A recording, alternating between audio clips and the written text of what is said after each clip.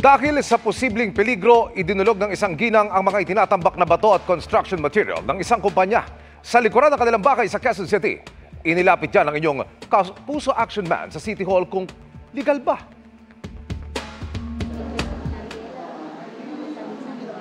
Nakababakala ang sumbong ni Elna sa serbisyong resibo na ginanap kamakailan sa GMA Action Center. Dinudulong ko po ang illegal dumping po sa aming likuran. Last year pa po yun, hanggang ngayon patuloy po ang gawain doon sa loob ng area. Dami pa rin tinatambak oh.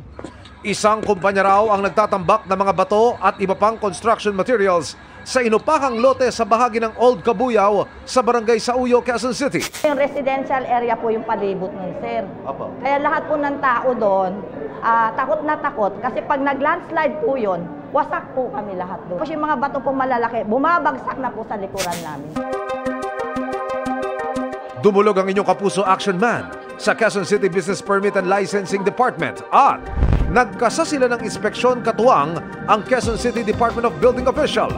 Sa ginawang verifikasyon ng BPLD, tinambakan ng lupa o soil deposit ang lugar na di umano nangangailangan ng permit base sa Joint Memorandum Circular ng kumpanya at ng lokal na pamahalaan. Pero wala umunong permit as lessor ang nagpapaupa sa kanila. Paliwanag ng kumpanyang inirereklamo, kasalukuyan silang may construction project sa Quezon City na isang joint venture sa isang korporasyon sa ibang bansa. Legal daw silang umuupa sa lugar hanggang 8 ng Agosto ngayong taon. Nagsisilbi lang daw itong temporary storage ng materyales mula sa kanilang construction site. Sa ngayon ay naalis na ang kanilang mga materyales sa lugar.